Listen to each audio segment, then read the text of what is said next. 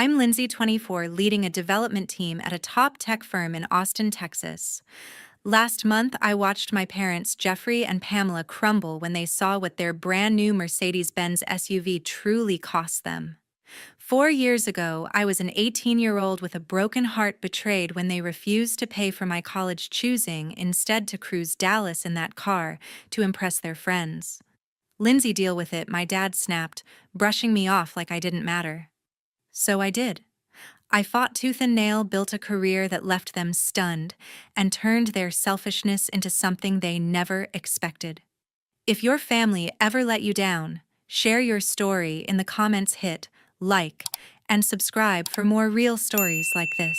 In our picture-perfect Dallas suburb where every house screamed money, I grew up certain college was my future.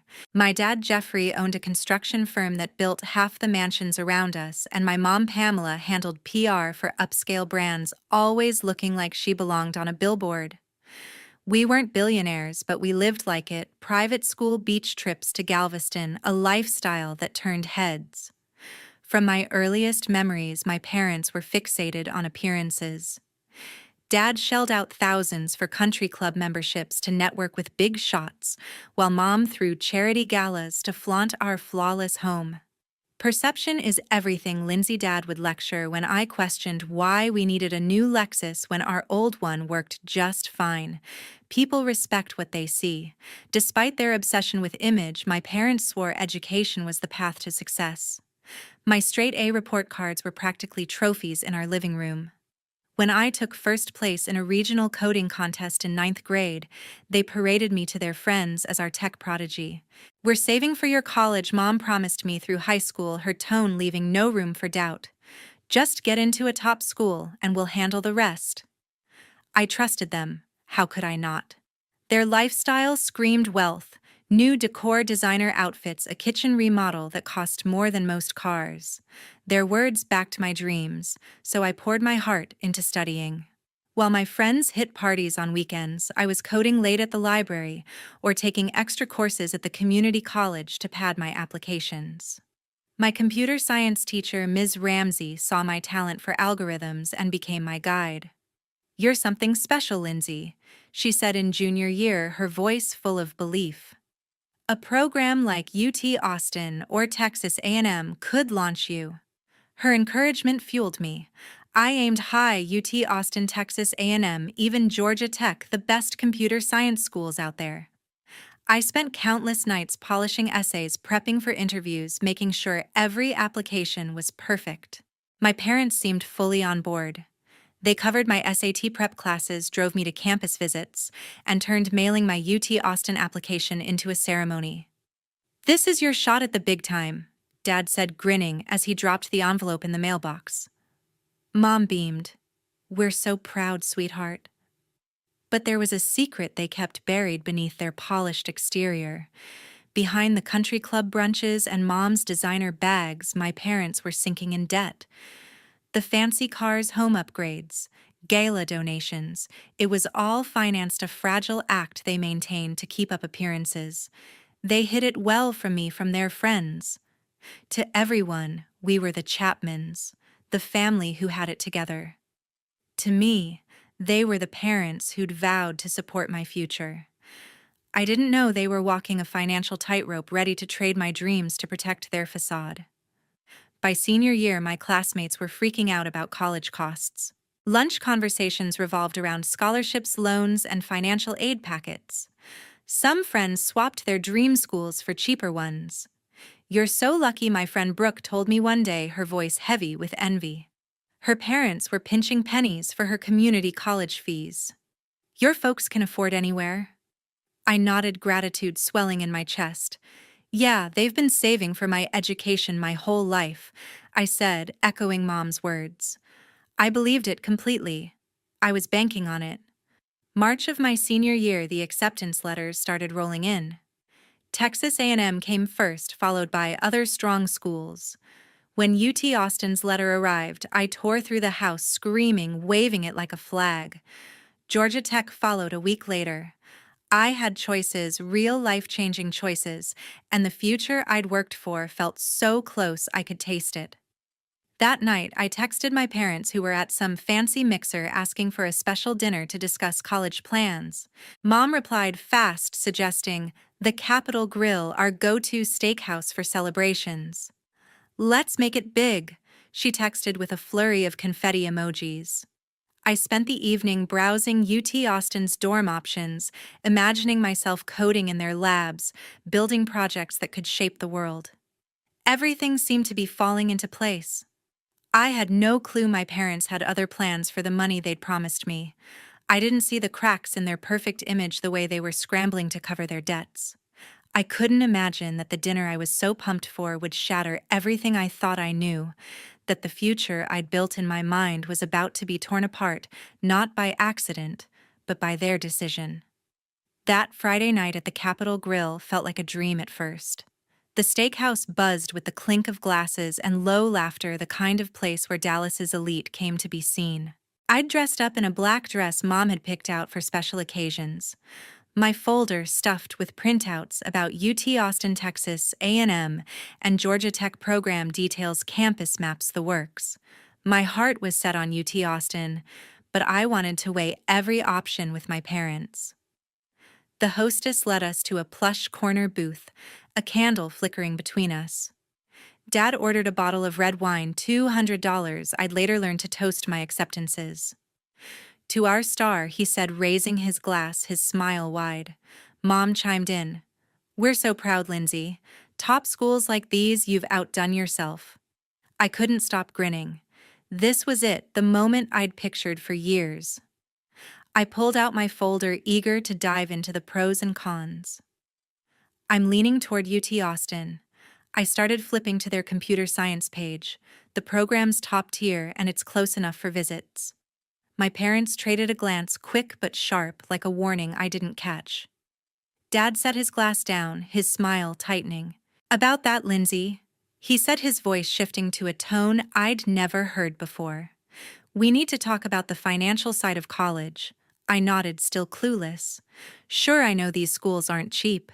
Texas A&M offered some merit aid, and we can look into scholarships." Another look between them. Mom reached for her water, took a slow sip, and set it down with care. "Lindsay," she said, her voice smooth, but cold, like she was closing a deal. "Your dad and I have decided we're not paying for your college." The words hit like a punch to the chest. I stared at her, certain I'd misheard. "What?" My voice came out small, barely a whisper. Dad leaned forward, his eyes hard. "We've worked our tails off for 25 years. It's time we treated ourselves." I blinked, waiting for the punchline, for them to laugh and say it was a joke. It never came. "Treated yourselves?" I echoed, my brain scrambling. "What about the money you saved for my education?" Mom's smile didn't waver, but it was empty. "Plans change, sweetheart. We've ordered a Mercedes-Benz SUV, top of the line, custom rims, the whole package. It's being delivered next week." My mouth went dry. "A car," I repeated, my voice cracking. "You're choosing a car over my college?" Dad's jaw tightened. "It's not just a car, Lindsay. It's an investment in our image. You don't get how much appearances matter in our world." I felt the room spin, the chatter and clinking glasses fading to a dull roar. "But you promised," I said, tears burning my eyes. "All those years you said you'd handle it if I got into a good school." Mom sighed, like I was being dramatic. "Promises aren't contracts, Lindsay. There are loans, scholarships, work-study programs. Kids your age figure it out." Dad nodded, cold as stone. "You need to learn to stand on your own. We're done carrying you." "Carrying me?" I snapped, my shock turning to fire. "You pushed me to apply to these schools. You said I was your future tech star." Mom waved a hand, signaling the waiter for more wine. "Don't make a scene, Lindsay. You're acting entitled." "Plenty of kids pay their own way." "Entitled?" The word stung like a slap. "You're my parents," I said, my voice shaking. "You told me to focus on grades because you'd take care of the rest. And now you're what, buying a car to show off to your country club friends?" Dad's face darkened. "Watch your tone. We've given you 18 years of a good life. That's more than enough." Mom leaned in, her voice low but sharp. "And one more thing, Lindsay. This stays between us. You don't go blabbing to your friends or anyone else. Our image is on the line, and you'll respect that." I stared at them, my heart pounding. They weren't just taking my future, they wanted me to lie to protect their facade, to pretend everything was fine, while they drove around in a car that cost more than a year at UT Austin. The waiter brought our appetizers, oblivious to the bomb they'd just dropped. I couldn't touch the food, my stomach churning. "So what am I supposed to do?" I asked, my voice raw. "Give up everything I've worked for?" Dad shrugged, slicing into his steak. "Pick a cheaper school, get a job, take out loans. Life's not a free ride." Mom sipped her wine, her eyes cold. "Deal with it, Lindsay. We've done our part. Now it's our turn." The rest of the dinner was a blur. They talked about the car, leather seats, sunroof, how it'd turn heads at the next gala, while I sat there numb, my dreams crumbling. When Dad's credit card came back after covering our $300 meal, I couldn't help but think that single bill could have bought my textbooks. Back home, I locked myself in my room, collapsing onto my bed. My phone buzzed with a text from Brooke asking which college I'd picked. I couldn't reply. How could I tell her my parents chose a car over my future? How could I explain to UT Austin I wasn't coming because my college fund was parked in our driveway?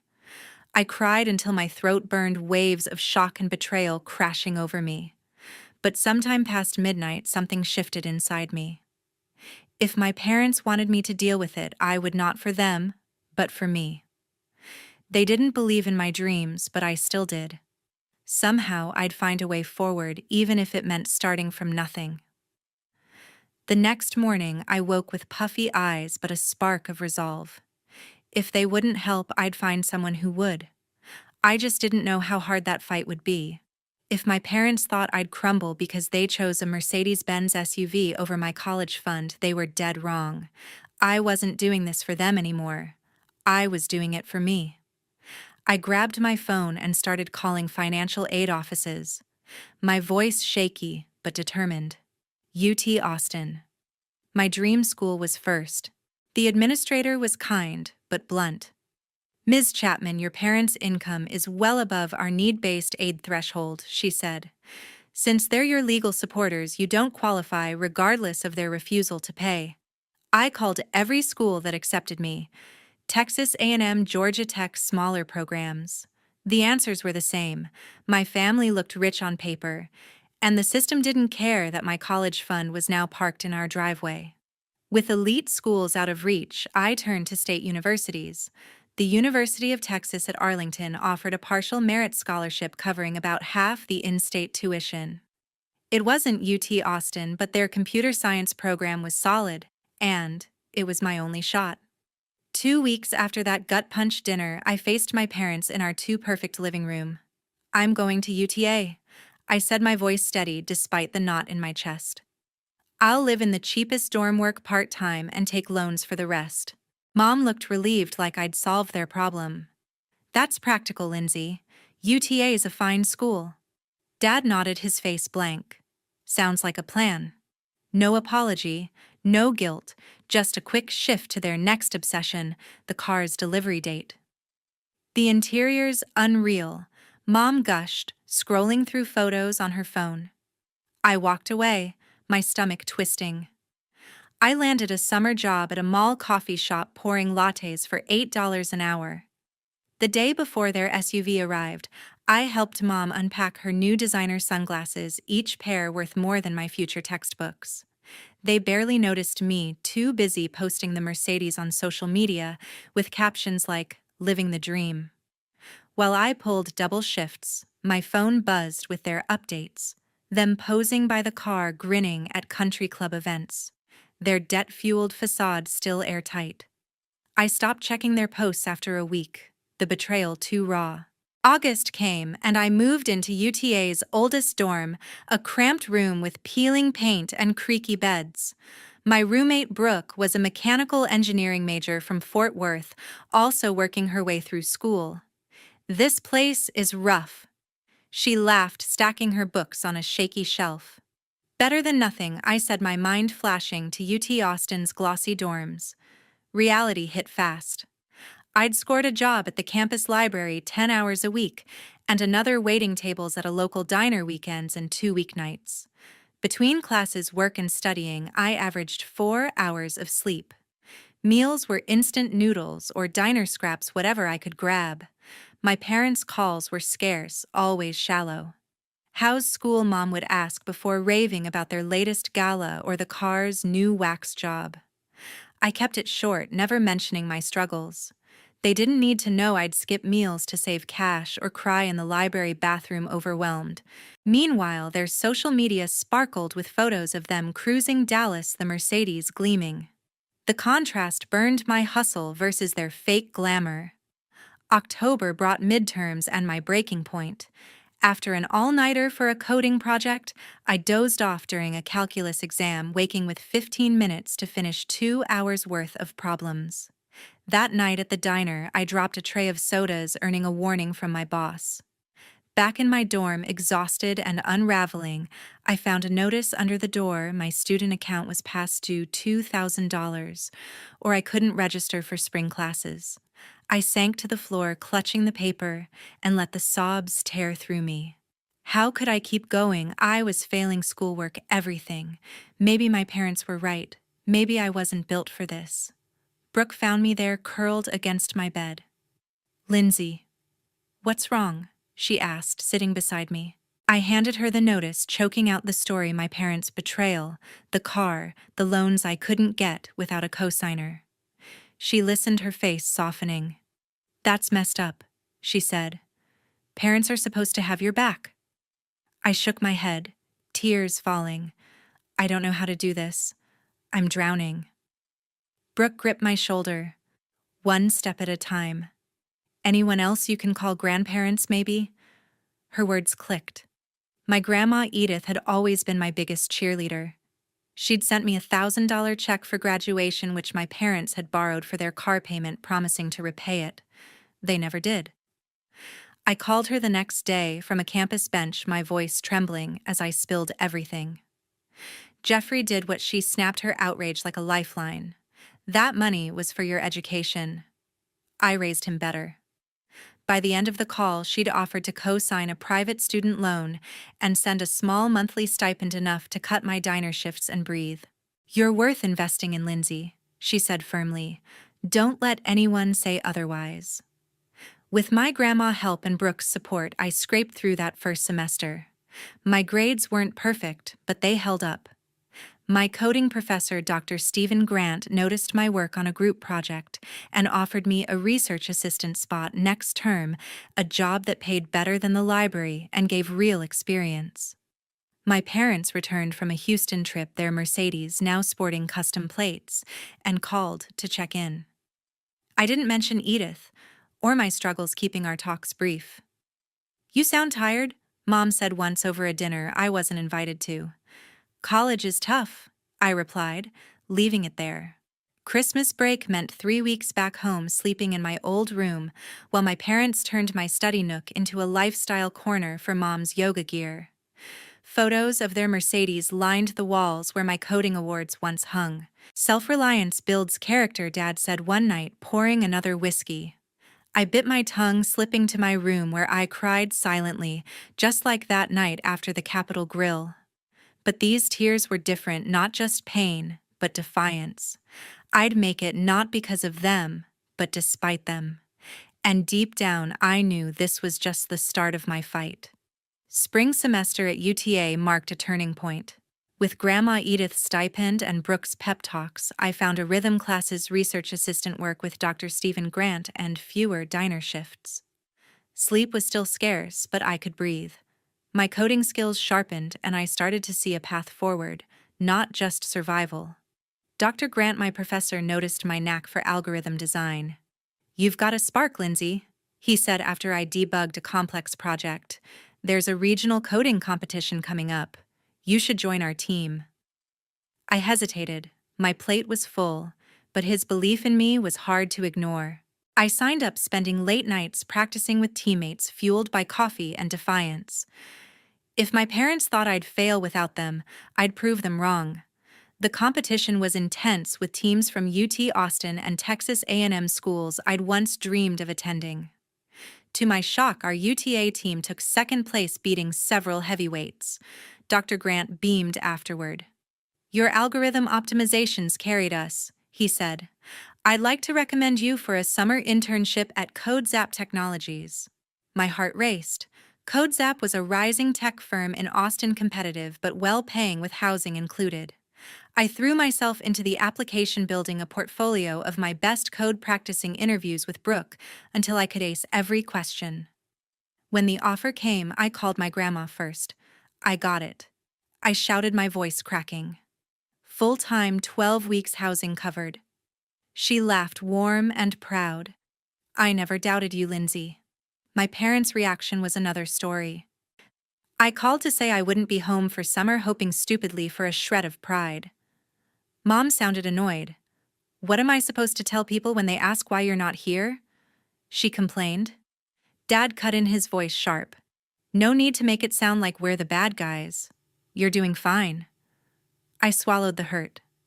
"I got a prestigious internship," I said, my tone icy. "Maybe mention that." The call ended fast, their silence louder than words.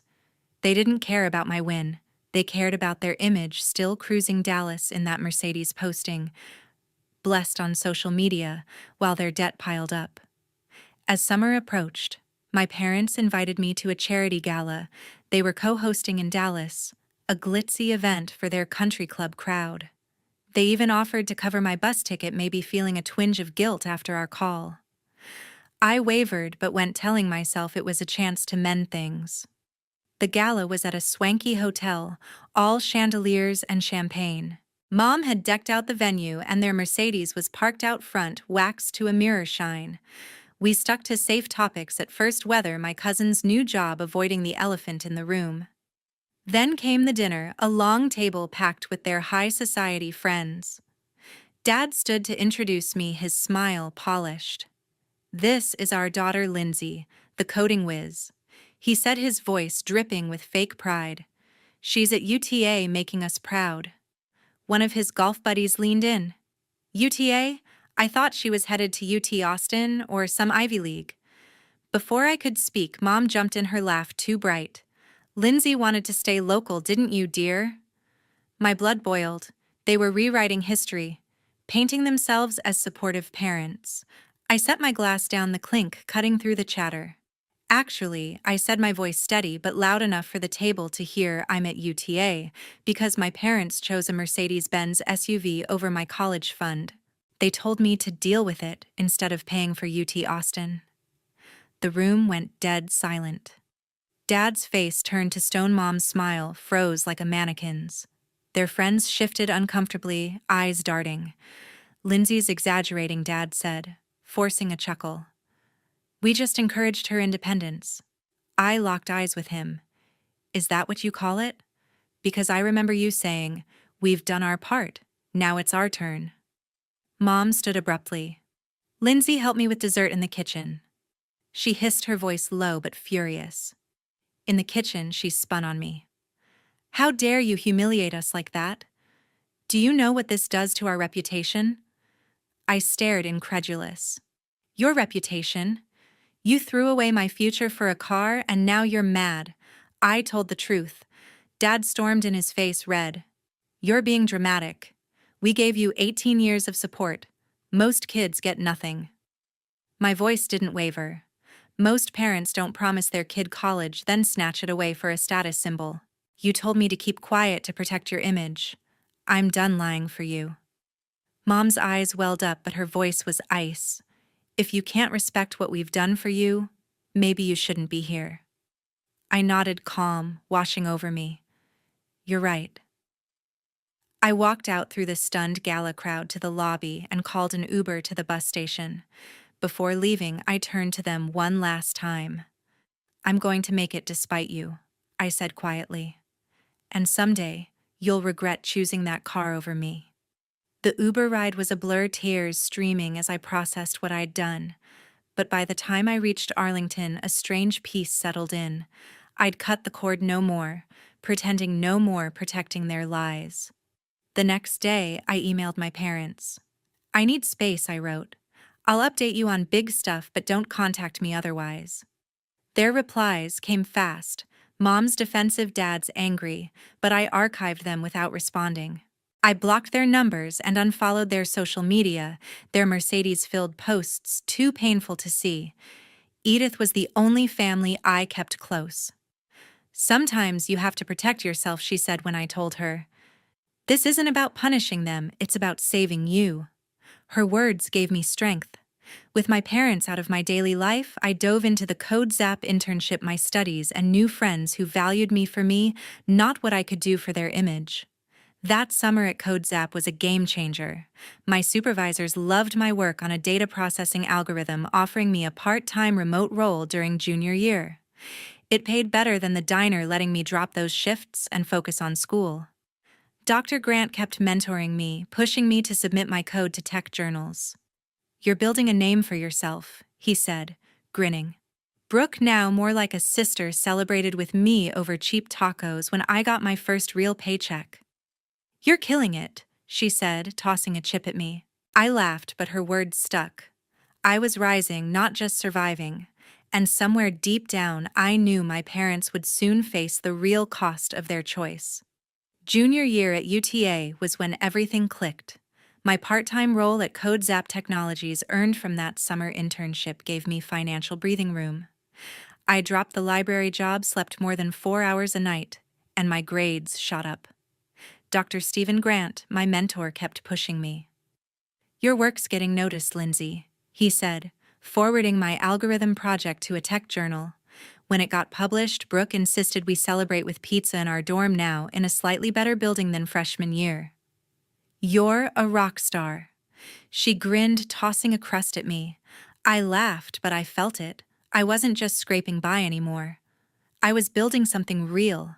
That fall, Code Zap offered me a full-time junior developer role after graduation, with a salary that made my jaw drop, plus a signing bonus to clear half my student loans. I accepted moving to Austin that June. My new manager, Valerie, welcomed me with a warm smile. "We're thrilled to have you," she said.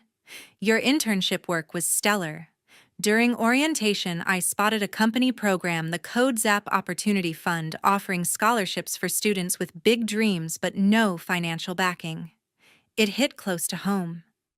I reached out to the fund's director, Colin, to learn more. "We're always looking for employee input," he said. "Got any ideas?" I did a scholarship for students like me, whose parents could afford college but chose not to. By my first year at Code Zap, I was thriving. My team praised my innovative fixes to our data platform, and my optimization algorithm caught the CTO's eye, earning me a shout-out in a company-wide meeting. I poured my evenings into the Opportunity Fund, reviewing applications that echoed my story: kids fighting for their education against parents who prioritized luxury. I pitched a new scholarship drive forward, funded partly by my signing bonus.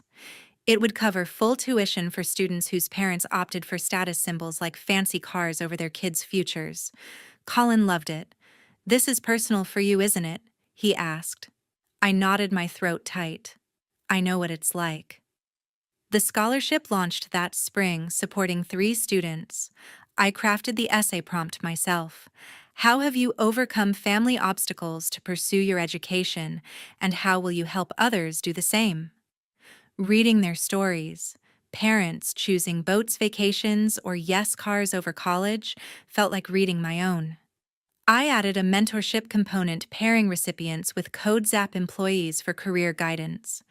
Valerie jumped in as a mentor, saying, "You're changing lives, Lindsay."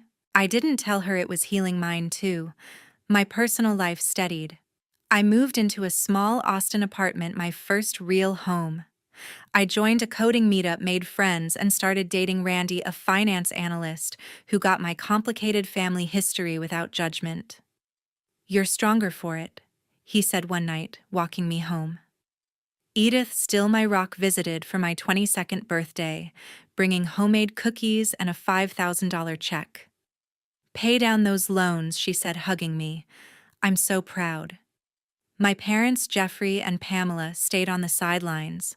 I sent brief updates graduation my CodeZap job, but their replies were curt, never addressing the past. I kept my distance, their Mercedes-filled social media posts, a reminder of why. 2 years into my CodeZap job, I hit a milestone. My team's new recommendation algorithm boosted platform efficiency by 30%, landing me a promotion to team lead at 24. A tech magazine featured me in their Rising Stars list, citing my scholarship work. The article spread, and soon my parents emailed me, subject line, "We'd like to talk." They were coming to Austin for Dad's industry conference and wanted to meet. I hesitated, talking it over with Edith and Randy. "You're in control now," Edith said. "Hear them out, but set your terms." I agreed to meet at a quiet cafe near my office, my turf. They walked in looking older, Dad's hair grayer, Mom thinner. "Lindsay." Mom said, her voice catching, reaching for a hug. I stepped back, offering a handshake. "Good to see you," I said, neutral. We sat, the air heavy with unspoken words. They made small talk, weather their flight, before Mom broached my career. "We heard about your promotion," she said, tentative. "CodeZap sounds impressive." Dad nodded. "Big achievement for your age." I leaned back. "It took a lot of work," I said pointedly. "Work I did alone." They shifted uncomfortably. "We always knew you'd do well," Mom said, missing my tone. I cut in. "Want to see my office? It's a few blocks away." They nodded eagerly, maybe sensing a chance to reconnect. At CodeZap's sleek Austin headquarters, I signed them in, leading them to the open plan floor where my team worked. Colleagues waved and Valerie stopped by. "Lindsay's our star," she said, smiling. "Her algorithm's a game changer." My parents puffed up, basking in reflected glory. In my office, small but mine, with awards and team photos, they took it all in. "You've done so much," Mom said softly. Then Colin knocked. "Lindsay, the Drive Forward scholarship materials are ready," he said. My parents' heads snapped up. "Scholarship?" Dad asked. I took a breath, watching them closely. "Yes, I started the Drive Forward scholarship. It helps students whose parents have the means to pay for college but choose things like luxury cars instead, like you did." Mom's face paled. Dad froze. "You made a scholarship because of us?" he asked, his voice low. "I made it because I know how it feels to have your future traded for a status symbol," I said evenly. "Every year we help kids like me, and my colleagues know why I'm so passionate about it." Mom's eyes filled with tears. "People know about us," she whispered. "Not by name," I said. "But they know my story, how my parents told me to deal with it. Because a Mercedes mattered more than UT Austin." Dad sank into a chair, staring at the floor. "We didn't think it would hit you this hard," he muttered. "You didn't think about me at all," I countered, my voice steady. "You cared about your image, not the years I struggled or the trust you broke." Mom dabbed her eyes. "We just wanted to live a little. We didn't mean to hurt you." I shook my head. "It's not about the car. It's about never owning up to what you did." Dad stood, his face tight. "So you've been telling everyone we failed you?" I met his gaze. "I've been honest about my journey. That includes you choosing a car over my education." The silence was thick. Mom broke it, her voice small. "We love you, Lindsay. We made a mistake." I nodded. "That's a start, but it's not enough to fix 4 years of damage." I walked them to the elevator, their steps heavy. As the doors closed, Mom's face crumpled, Dad's arm around her. I returned to my office, closing the door, feeling a quiet release. I'd said what needed saying. Weeks passed without contact. I focused on work, the scholarship, and my life with Randy and friends. Then one Sunday, Dad called. "Lindsay," he said, his voice tired. "Can we talk?" For the first time, he owned up, no excuses. "We were selfish," he admitted. "We justified it as teaching you independence, but we wanted that car more than we wanted to keep our promise. We hurt you, and I'm sorry." His words hit deep, unexpected. "Thank you," I said, my voice soft. "That means something." He asked to meet again, no pressure. I agreed, choosing a cafe near my apartment. At the meeting, Mom handed me a letter, her hands shaking. "I wrote it so I wouldn't mess it up," she said. It detailed their regret not just for the car, but for dismissing my pain, for hiding their debts, for letting pride ruin our bond. "We told ourselves we were helping you grow," Dad added, "but we were running from our own mess." I asked, "Why now?" Mom's eyes met mine. "Seeing your office, hearing about the scholarship, it showed us we weren't just a footnote in your story. We were the villains." Dad nodded. "And then our friends started asking about it. Someone at the club heard about a scholarship for kids whose parents chose cars over college. It hit us hard. There was no instant forgiveness, no tearful hug. We agreed on small steps, weekly calls, occasional coffees when they visited Austin. They respected my boundaries, and I opened the door just a crack to something new." "We don't expect you to forget," Mom said as we parted. "We just want to try." Months later, they asked to fund the Drive Forward scholarship. I declined. "It's mine," I said. "It stands for something you don't get to claim." But I suggested they start a separate fund at UTA for community college transfers. They did quietly, a small step toward making amends. My career soared. The algorithm I led became CodeZap's backbone, earning me another promotion. The Drive Forward scholarship grew to 5 students a year, its mentorship model copied by other tech firms. Randy and I got serious, talking about a future together. Edith, now 74, came for Thanksgiving, marveling at my apartment. "You turned pain into purpose," she said, squeezing my hand. On my 25th birthday, we gathered Randy, Brooke, Edith, a few colleagues, and for the first time, my parents. Edith toasted me, her voice strong. "To Lindsay, who turned betrayal into a legacy." Dad stood, his eyes wet. "We failed you," he said. "But watching you rise, helping others, it's taught us more than we ever taught you." Later, Randy asked how I felt. "It's messy," I admitted. "Part of me's still that 18-year-old crushed by their choice. But I'm choosing to let it fuel me, not break me." A letter from a Drive Forward recipient sealed it, a girl whose parents picked a yacht over her tuition. "Knowing someone else gets it," she wrote, "gave me hope." That was my healing, not erasing the hurt, but turning it into something that lifted others. My parents' choice cost us years, but it forged a path I'd never trade. We're building something new, honest, fragile, real. Life doesn't always give you what you expect, but you can take the pain and make it mean something. What about you? Have you faced a betrayal that shaped your path? Share your story below, hit like, and subscribe for more.